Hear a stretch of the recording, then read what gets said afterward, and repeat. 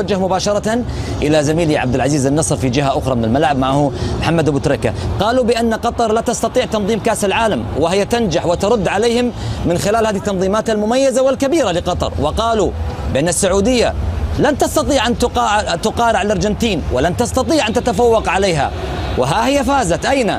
في الأراضي القطرية.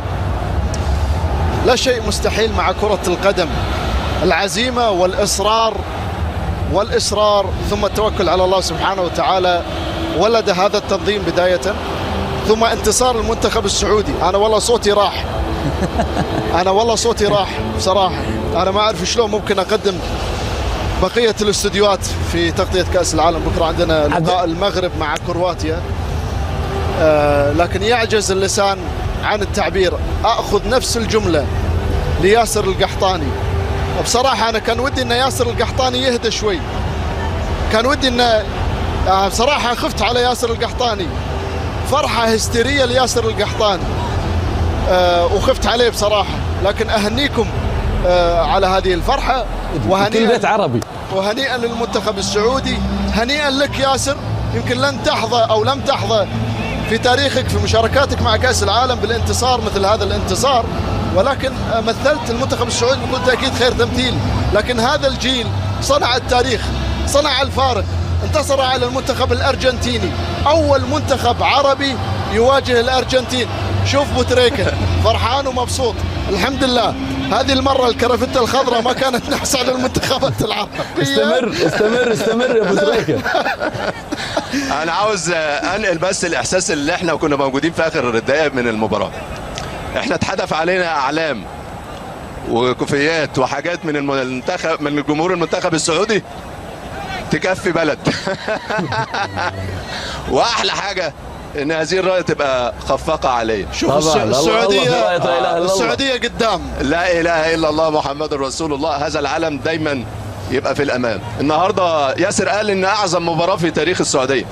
انا اكمل على الجمله واقول ان دي اعظم مباراه في تاريخ العرب في كاس العالم على مدار السنين، على مدار ال 22 نسخه. ربما ممكن تونس 78 ما كناش مدركين، انما هذا الجيل وهذه المباراه كنا محظوظين ان احنا نشهد هذا التاريخ. كنا محظوظين ان احنا موجودين في استاد لوسيل النهارده، لان النهارده المنتخب السعودي قدم مباراه كبيره. المنتخب السعودي عنده مدرب عالمي. ايه فايده التكتيك يا عبد العزيز؟ فايده التكتيك اللي انت تقلل الفجوه الفنيه ما بين الفريق الكبير والفريق اللي على الورق نوعا ما اقل منه. النهارده هو لعب بمصيدة التسلل في الشوط الاول ونجح فيها، ونادر ما ينجح فيها منتخب امام منتخب الارجنتين، وعالج اخطائه اللي كانت في الشوط الاول اللي هي خاصه من الناحيه الهجوميه. شفنا الشوط الثاني فرص وتسجيل هدفين وشخصيه كبيره وريمونتادا سعوديه على الاراضي القطريه، حاجه مميزه. وبعدين الروح حلوه قوي. انا كنت خايف على المنتخب السعودي بعد التقدم. لا ما تخافش عليهم، ده رجاله. ده كان ممكن يستعد اللعيبه اللي كانت موجوده اللي رايحه للجمهور بعد المباراه كانت مستعده تلعب مباراه ثانيه. انا قلت لسالم زميلنا في الانتاج يجيب لقطات ازاي الروح اللي كانت موجوده، ازاي يبقى الصراعات الثنائيه تبقى موجوده. سالم الهاملي اصلا الروح المعنويه عاليه مثل المنتخب السعودي معروف. فاعتقد ان النهارده مباراه كبيره تكتيكيا، فنيا، ذهنيا، معنويا، وكنا محظوظين ان احنا نكون موجودين في هذه المباراه. عبد العزيز، المنتخب السعودي قدم مفاجأة كبيرة. بصراحة هذه أحلى مباراة في تاريخك يا أبو تريكة. على مستوى التحليل. ليه؟ بصراحة أنا أسلم القلب. أنا بحضر. أنا مش بحضر، ما قداميش ورق. ولا أنا. ما قداميش ورق والله. أنا بقول من قلبي. وبعدين أنا كنت عاوز قبل الاستوديو أهدى شوية، لأن تحركاتنا على الخط فالحاجات دي حاجات مميزة. أنا كنت عاوزك أنت كمان تهدى. هنا يا عبد العزيز البلوك، التاكلينج، وازاي الاصرار الموجود، قتاليه في ارضيه الملعب. طبعا رجاله. انا دايما اقول ان الكره تلعب بالقلب اولا قبل العقل. النهارده المنتخب السعودي لعب كره بالعقل وبالقلب. الصراعات الثنائيه كل واحد بذل اقصى مجهود عنده، ما فيش حد من حراسه المرمى الى المهاجم، ما فيش حد بخل، ما فيش حد كان بخيل في المجهود، ما فيش خوف. اللعب ورد الروح الموجوده القتاليه. خرج ميسي من اطار المباراه. انا كنت منتظر ميسي النهارده، ظهر لنا سالم الدوسري. 10 و10. بحبك يا ميسي، بس سالم الدوسري النهارده يستحق الاشاده. النهارده كنا مستنيين التانجو الارجنتيني، النهارده العارضه النجديه الرأسة السعوديه قدمت لنا مباراه كبيره، مباراه للتاريخ، وكنا محظوظين ان احنا كنا موجودين انا وانت على الخط بنشجع. والله كنا بنشجع وبندي تعليمات للعيبه، اللعيبه مش سمعانه بس بتدي بس تعليمات. انت بتشاور على الخط كثير، وقت الاوت تتحرك اللعيبه. انا كنت احس هيرفي رينار. فمباراة كبيرة كبيرة كبيرة، والله هنتصور معاكم بس بعد المباراة من عينيا. الجمهور السعودي خلف الكاميرات بشكل كبير للغاية، يريد التصوير مع محمد ابو تريكة. هذا محمد ابو تريكة علم السعودية. فدي روح كبيرة كبيرة كبيرة. شكرا للمنتخب السعودي، قدمتوا لنا حاجة ملحمة كروية، درس. ومن يوم من الايام هنقول احنا كنا موجودين في فوز السعودية على الارجنتين، المرشح الاول للفوز بكأس العالم.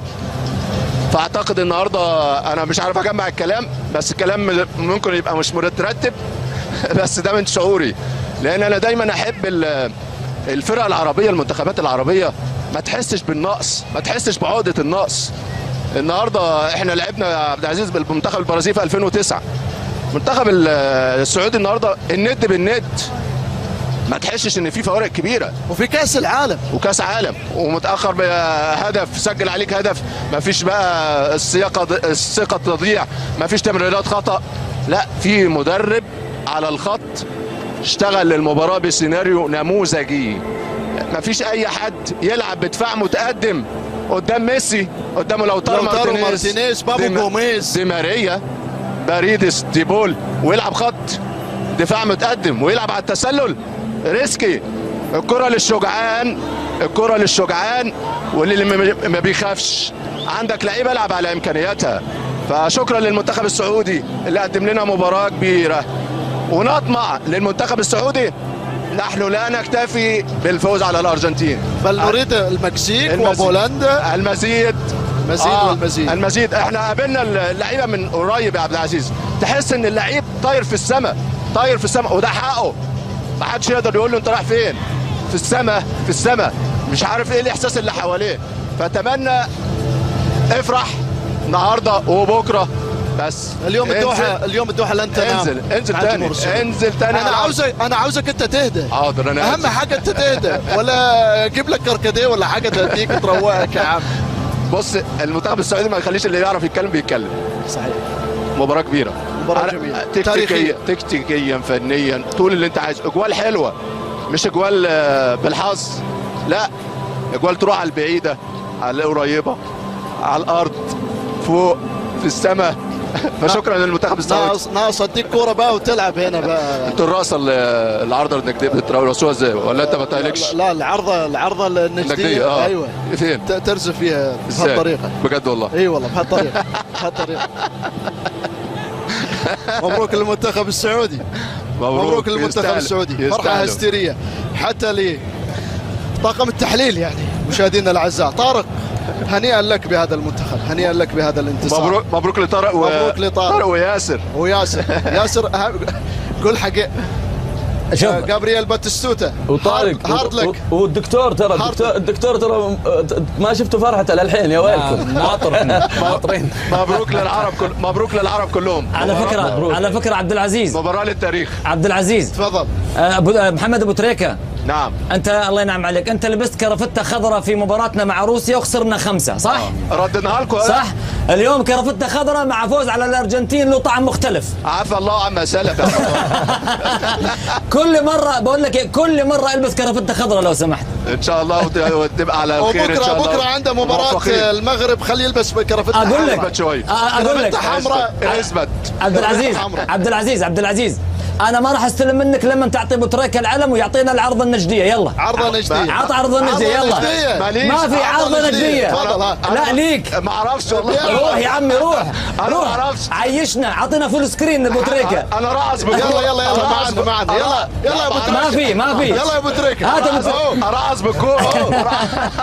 مبروكين. الاحساس حلو ويوم للتاريخ. شكرا يا ابو تريكة. شكرا لك طارق. شكرا ابو تريكة. شكرا عبد العزيز النصر، يعطيكم الف عافيه.